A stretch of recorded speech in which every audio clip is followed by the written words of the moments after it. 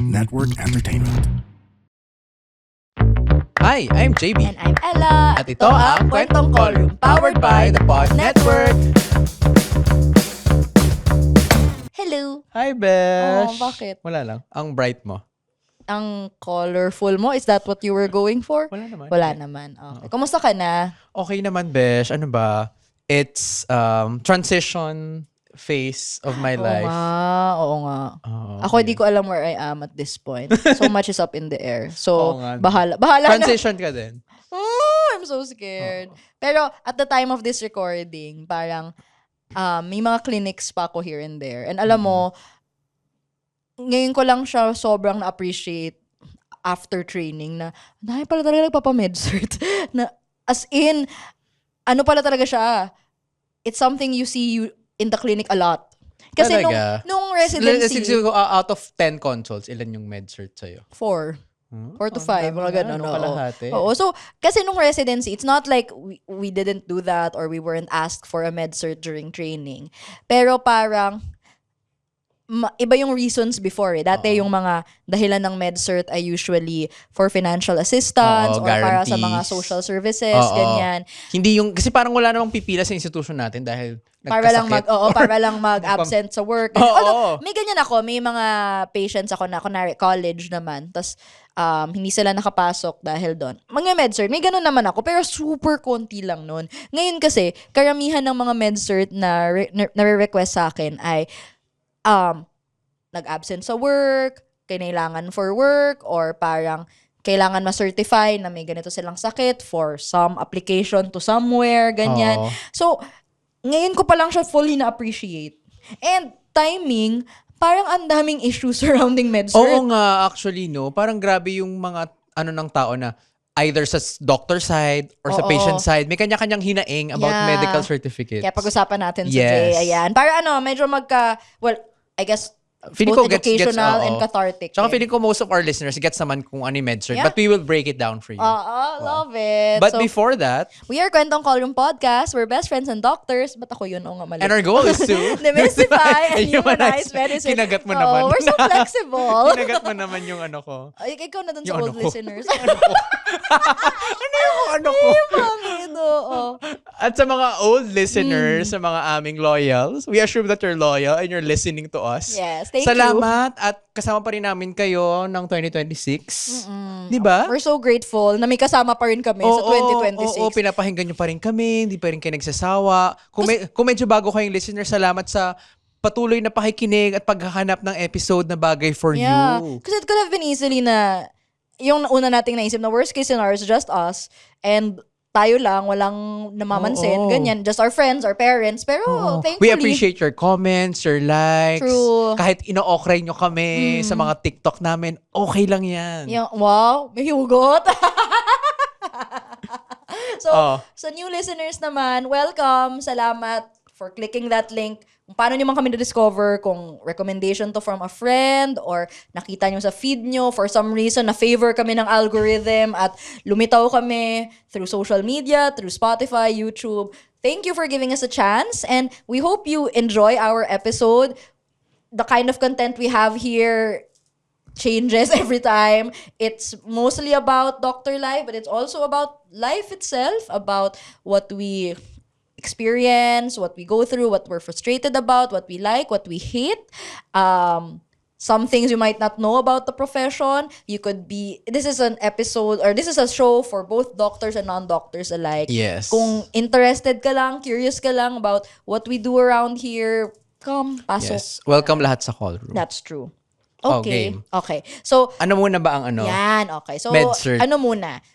Sabi mo nga, most people are familiar with it. Pero basically, likely, oo. med-cert ay medical certificate Yes. na I realize now it's a very generic term, but Na para bang there's this medical certificate Oo. is awarded to on this 20th day of our Lord. Of our Lord.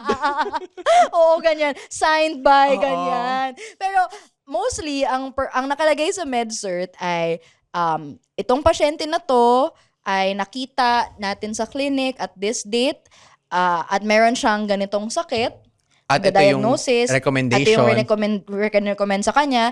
The purpose of the med-cert can vary. So, sabi nga natin, some of them are done for school or work excuse na Kailangan ng katibayan kasi nung Yes. employer mo, nung school principal Yes, mo, na hindi na- ka lang nagsakit-sakita, hindi ka lang umabsent dahil for another reason. Oo. Meron ka talagang sakit na kinailangan ng medical attention. yes, at kailangan nila ng MedCert para katibayan yan. Yes. Ang isa nating nakikitang example ng MedCert in hindi popular media, pero in TV, ay yung mga politician na biglang may sakit bigla kapag may issue sila, maghahanapan ng MedCert. Oo, na makikita mo yung ganyan. diagnosis nila. Oo, ganyan. So, basically, katibayan siya na nakita ka ng doktor at may ganito kang sakit. Yes.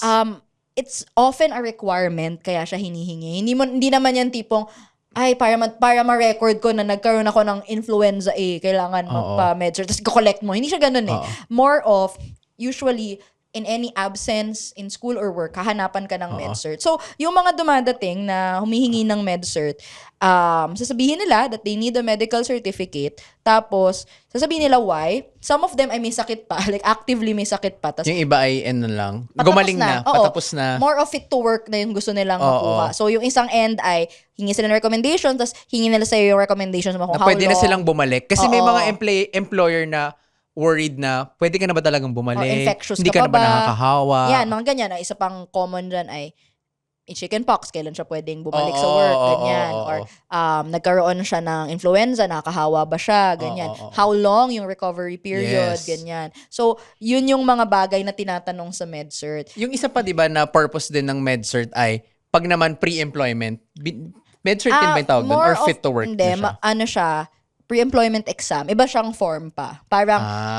depende sa company, pero some have their own form, some iaasa doon sa clinic kung saan ka nanggaling na, ano siya kailangan it goes, kasi yung MedCert, ano lang talaga siya, it's a bond paper na nakalagay yung letter, kumbaga. Pero yung mga ganyan, usually nakalagay doon yung history, physical findings, May mas ganyan. template sila na mas detailed. Tapos, parang kung may labs available, lalagay mo na din yung labs, tapos recommendation sa dulo. Parang, yun yung nakalagay, ano yan may A class, B class. Yung A yung fit to work. Yung pangarap ko maging class A talaga. Oo, yung parang forever. yung faultless ka. Oo.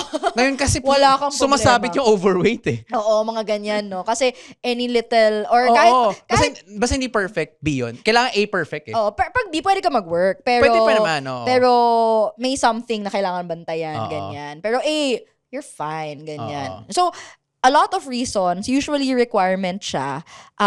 Minsan may specific reason na, kumbaga, may example ako na kailangan niya during travel para ma-justify na kaya siya may mga ganitong dalang gamot. Ganyan. Mga lalo ganun na, din. oo nga, oo. lalo na for example sa minsan narinig ko na yan sa mga PLHIV na kailangan nilang i-justify yung okay. mga antiretrovirals nila. Kasi kung mawawala sila for a longer period sa ibang bansa, kailangan dala nila yung complete set for that travel time. Kasi hindi naman sila makakuha ng ARVs eh. Tsaka, unless may doktor sila doon, hindi Oo. din gagana yung license Ano ba yung natin mga doon na-encounter mo na? Usually, diabetes, ganyan. Usually, trangkaso. Sobrang dami ng kaso. Feel ko yung flu season nung flu season. Na As parang in, bang daig natin ng epidemiology unit Oo, ng DOH na na parang alam mo na nagbabadya na ang isang lahat ng tao may sakit talaga. Oo, Parang, alam mo yun. Grabe. So, it's a requirement and for context also, usually may additional bayad siya na I just realized din nung nagki-clinic na. Kasi nga, dahil we trained in a public institution, wala na tayong nakukuha. salaried naman kasi tayo Oo, wala na tayong nakukuha bayad kada MedCert. Pero apparently, may dagdag yun. And that can be frustrating kasi for patients. Kasi bukod dun sa konsulta mismo, they have an additional payment for the MedCert. The price of which varies and hindi din regulated. So I can't really say ano yung usual price niya. Pero yon may mga ganon. May And, sarili kang template sa MedCert mo. I have may platform kasi ako na telemedicine. So, Oo. whether physical consult or Doon mo kinukuha. pero may certain clinics that I'm affiliated with na may template na. So, Oo. may EMR sila. Ilalagay mo lang doon. Tapos, para may record na yung patient. through Nagpagawa that ako sa EMR. friend natin nung mas active pa ako clinical. Yung may template talaga. Kasi talaga? nasa taas yung pangalan ko, yung clinic, ganyan. Nandun Nagpa-print na ako sa lahat. kanya. Parang yun yung template na MedCert ko. So parang, kasi minsan kasi, ang bagal nung, isa-isa Ang sulat cleaning mo, natin, oo. yung printer, wala. So parang sulat kamay, ganyan. O kaya yung iba, susulat mo talaga. Minsan, it takes time. So, gusto mo yung fastest yung way. minsan sa prescription. Kasi minsan talaga, may mga pasyente na nagsasabi, Doc, kailangan yung may template. Hindi pwede yung, Ay, talaga. Di ko yun alam. hindi pwede yung parang freehand lang na prescription mo Na lang. technically, pwede naman. Oo. 'Di ba? So, pwede namang, yung iba, usually tinatanggap naman yun. Pero baka nga iba, gusto nila yung mas templated. Ganyan. Oo. So, given what a MedCert is, ano ba tong mga naglilitawang issue about MedCert? Yung sa doctor side, yung isang naalala ko palagi ay, pag nagpo-post yun sa mga moonlighting group na, kilala nyo ba si doctor ganito? Kasi ginagamit yung perma niya, yung trodat niya para mag-issue ng mga med-cert. Tapos yung nakakatawa pa doon, yung mga nasa diagnosis, mali-mali. Na alam mong, feeling ko hindi talaga doctor naglagay nito. Yeah. Tapos sa recommendation, parang, yan talaga yung nirecommend ni doctor for ganyan-ganyan. So, parang alam mo na ano siya, fake siya na Fake med-cert. Kasi dahil nga piece of paper lang siya and with technology nowadays, Oo. it's so easy na i-scan mo yan, i-crop mo yung signature Oo. or yung license number, i-type mo Tsaka ulit. bihira ata yung employer na tumatawag talaga sa doctor, totoo po bang nagganito? Pero ang dami ko yung nakikitang post ng mga doctor na pina-confirm. I guess dahil medyo dumadami siya, kino-confirm na kayo po ba talaga to? Nakita ba talaga? I okay. don't know what the conditions are para gawin mo yon. So, again, dahil nga doon, a lot of doctors take precautions nowadays. So, Or yung iba ang ginagawa pa, pinapalitan lang yung baba, tapos mag-invento ng pangalan, tapos PRC number, pero pag sinearch mo, hindi talaga nag-exist yung doctor na yun. Kasi basta lang pwede mo meron. i-modify yung babae. Yeah. And ano lang naman basta lang looks legit, di ba? Parang Oo. ganyan. Yung iba naman, ang ginagawa ng doctors to protect themselves, well, at least dun sa platform that I use, may watermark na siya na automatic na hindi, mas mahirap para i-crop mo yun. Tsaka May minsan watermark parang ayaw mo nga ilagay yung signature mo. May ganong option kasi nagagamit na name siya lang. Oo. Kung ano, shocks. Besh, nagpa-check up ka na ba? Hindi pa. Nasa tarentahin, no? Ang dami nating nararamdaman na ngayon. Ang mahal magkasakit sa Pilipinas, alam mo ba, 59% ng Pilipino, walang private medical insurance. Yes, and kung maaagapan yung mga sakit-sakit na yun, mas mapiprevent pa, di ba? Kaya alam mo, dapat talaga nag-invest sa health. Bukod sa diet and exercise, importante na meron tayong health insurance. Kaso, Besh, magkano naman naabutin yan? Yung critical illness plan ng AXA Health Start, sobrang affordable. If you're age 26 to 30 years old, 149 a month lang siya. Or roughly, 50 pesos a day. Meron ka ng reliable health insurance. Totoo ba? Mas mahal pa yung iced coffee ko kanina. Yes! Tapos up to 1 million yung coverage ng top 3 critical illnesses. Ano yun? Cancer, heart attack, and stroke. At hindi lang yon, meron ka pang life insurance protection and return of premium benefits. So parang may savings ka na rin. Bongga niyan ha. Definitely dyan, magkakaroon ka ng peace of mind. Kaya doktor man o pasyente, mas maganda ng handa kaysa yung bahala na. Tama. Kaya ngayon pa lang, be protected and secure your future. Start your health journey with AXA Health Start. Tapos nakakatawa yung kumalat pa to sa Facebook, yung yung ang watermark niya, yung picture Mukha niya niya. talaga. Oo. Ewan ko na lang kung ma-fake pa yun, Yeah, diba? kasi parang, girl, gagawin mo yan talaga. Pero yun, nakakatakot yun kasi mas madali na siyang dayain nowadays. On the patient side naman, ang nakikita kong, issues that are emerging ay, una, yung fact lang na ang hirap na nga magpakonsulta. Mas mahirap may additional complication pa yung kukuha ng MedCert kasi may additional bayad siya. Tapos parang, alam mo yung feeling nila, pahirapan para makakuha and then hindi nila alam saan lalapit, paano yung process, iba-iba yung clinic, iba-iba yung doktor, ganyan. Tapos may isa pang issue na, alam mo yung kunwari, alam mo kung ano talaga yung recuperation time. Pero parang, it could go both ways. Yung patient pwede makiusap na mas maikli. Extended. Ang alam mo, mas na-experience ko, pinapaikli nila. Para makabalik na. Kasi nahihiya daw sila or mababawasan sweldo nila, ganyan. So Pero parang, alam mo, deep inside, wala ako kapag naka-encounter ako ng ganyan dati, tinatanong ko, kaya nyo na po ba? oo, yun. Ako din, parang, hindi naman talaga siya strictly na, okay, you need this amount to recover. Some people recover faster talaga. Oo. Pero of course, ano yun, depende yun kung ano yung recovery period ng tao. So, mahirap talaga magsabi. Pero I've encountered nga na pinapaikli. Minsan ako pa yung nag-offer na gusto niyo pa mas mahaba. pero alam ko din yung mga ganyang pinapahaba. And alam mo yung minsan, sketchy din kasi talaga minsan yung mga nag-request. Lalo kapag friend of a friend, ganyan, na Oo. parang magme-message lang. Pero yun na, nga, naka-encounter ka na ng ganun sa Serious MD na parang ang pakay talaga niya ay MedCert tapos parang minamadali niya yung ibang parts kasi gusto niya napunta na tayo sa MedCert part. alam mo, thankfully, hindi ko alam kung konti lang ba pa yung patients ko and not enough para magkaganyang experience. Pero thankfully, wala naman akong na-feel Atat na na atat. sketch na patient na ine-emen lang ako nito. Hindi talaga ito nagkasakit. Ganyan. Oo. Mas naranasan ko yan, besh, with kamag-anak, kaibigan. Kasi yun palagi yung mga jokes sa mga doctor, pa MedCert ka Oo, naman. Tapos parang, alam mo yun, parang bigla na lang yung message. Uy, MedCert, sabihin mo na lang, nagkasipon ako, ganyan. Oo. Recently, sorry po kung kilala mo kung sino ka, pero may nag-message nga sa akin na ang context, Boracay sila ng anak niya na may school na ang hinihingi, kasi apparently, yung time na nag-absent may exam, kailangan daw ng MedCert para makapag-exam yung anak na Nasa Boracay naman talaga ang totoong dahilan. alam ko talaga, hindi naman wala talaga ito sakit. Nakita ko yung pictures parang, Hindi naman, so parang ako, girl, ayoko magsinungaling. Alam mo, yun yung struggle, no? Kapag parang kamag-anak mo or kaibigan mo na parang gusto nila ganito yung palabasin sa MedCert pero alam mong hindi naman talaga yun at saka ginagawa lang nilang lusot. yeah, and alam mong, dinadaya mo siya. Tapos, I guess kailangan natin explain na ang hirap kasi, kaya issue sa atin yung mga fake na MedCert or yung pagsisinungaling sa MedCert kasi the license is one of the most precious things we have as a doctor. Kasi, kumbaga, kung wala kang lisensya, wala kang power to say these things, wala kang power to make decisions like that. So, sobrang ingat na, or at least ako, sobrang ingat na ingat ako dun sa lisensya ko. As in, ayokong, alam mo, it doesn't happen a lot, but ayokong malagay sa sitwasyon na ma-question yung license ko, matanggal yung lisensya ko. Kasi, girl, nga na ako after dun. Anong gagawin ko kapag wala akong lisensya? Ito, pause. Ito. Parang, iba kasi nagagalit mga kamag-anak nga na parang, MedCert lang naman.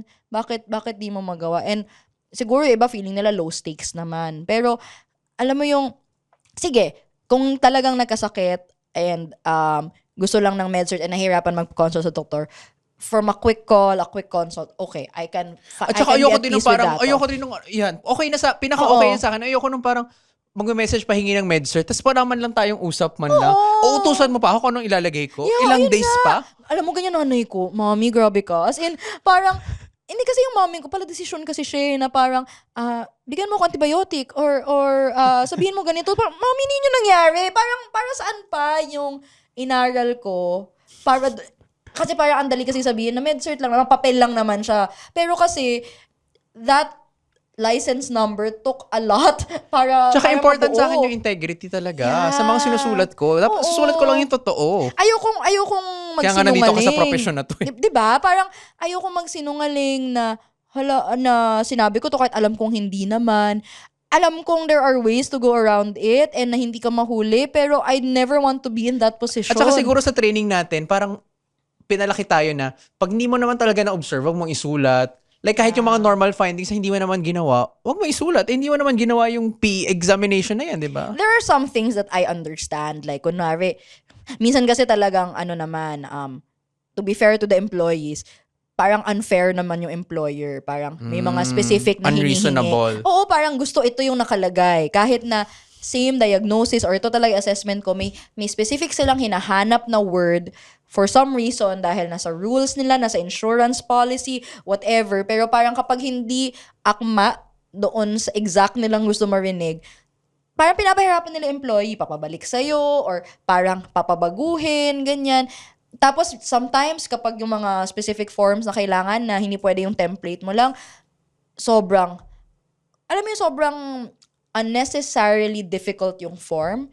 Na kunwari, ito lang naman talaga yung sakit niya, pero hinahanapan ka ng disability keme, ganyan, ano yung mga ganitong details pa ng sakit na hindi naman applicable for all illnesses. So, alam kong minsan, difficult din naman mag-obtain ng MedCert. But still, kaya kami hindi natutuwa kapag bigla na lang nagde-demand sa amin ng MedCert without anything. Kasi, ewan ko, medyo pambabastos kasi siya sa profession. Is that a strong word to say? I'm sorry. Pero parang, sana nag-print ka na nga lang. Kasi, oo. Sana pinasign mo na lang sa akin yung gusto mo, di ba? Oo, di ba? Parang, ano lang pala to eh. Pirmahan lang pala eh. Kasi, yun, parang, sobrang halaga nung sinusulat ko na parang kailangan at peace ako with what I write and what I sign. Oo. It could be too prudish for some, but para sa akin yun yung tama eh. Kaya ayoko Bibigyan naman ng i-let go. MedCert, pero idaan sa tamang proseso. Oo, and wag naman yung makademand, ganyan, or parang magtatampo pa. May nakikita 11 ko, p.m. pa parang gabi pa mag-message, parang, ba't yung tagal mo mag-reply? may nakita akong post, di ko na maalala, threads to malamang, pero may mga parang kausap niya yung patient, kailangan daw niya ng MedCert. So, as a doctor, mag-reply siya na, okay, ano po yung nangyari sa inyo, ano po yung mga sintomas nyo, ilang days kami. Alam mo yung history. Tapos ang reply? Yung reply, wag na nga lang, ang dami-dami pa sinasabi.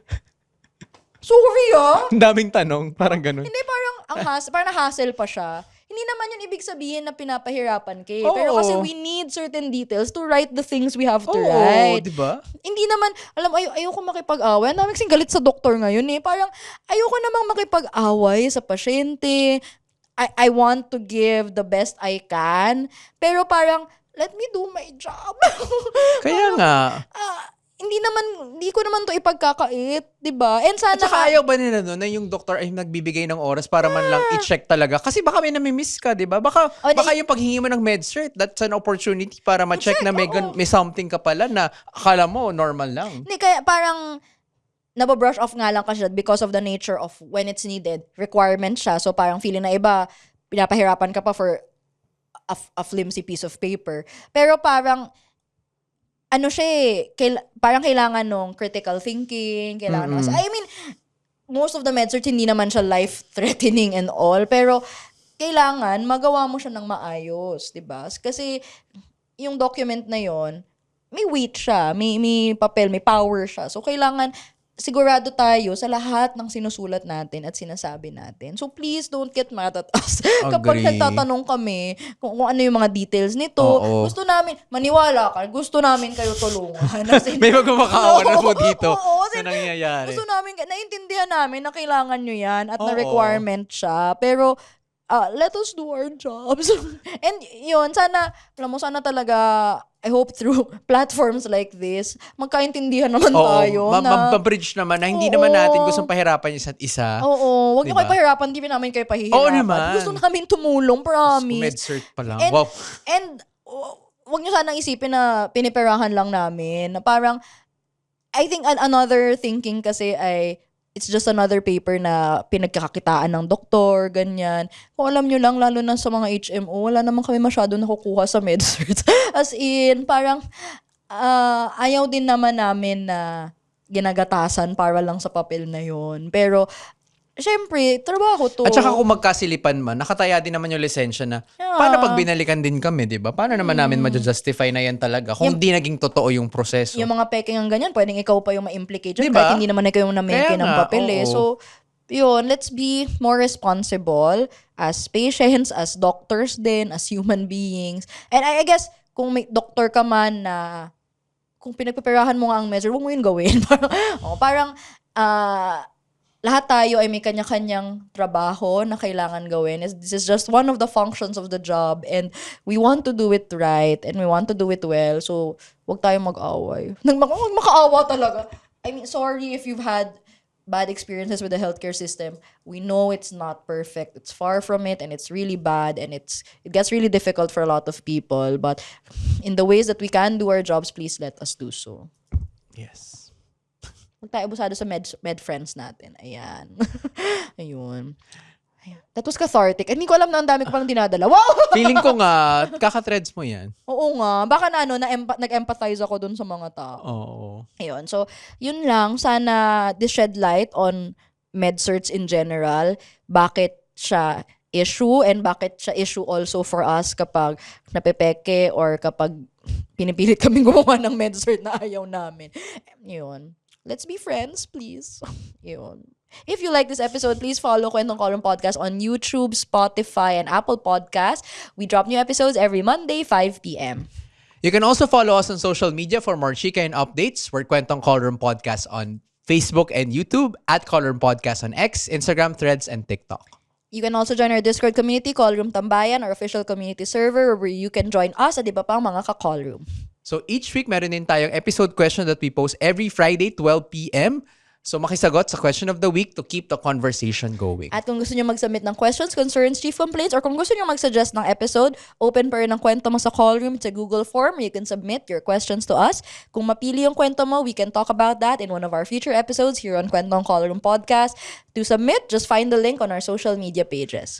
And if you want to reach us via email, you can reach us at kwentongcallroom@gmail.com. kwentongcallroom@gmail.com. Please keep the sponsorships coming. Yan. Ayun, Besh. Thank you for letting us do this. Wow! Oo nga, itong episode na to ay requested mo. Requested mo! Requested ko, hindi. Parang napapanahon lang. Kailangan pag-usapan. Agree. Yan. With that, I'm Ella. And I'm JB. And this has been Kwentong Callroom.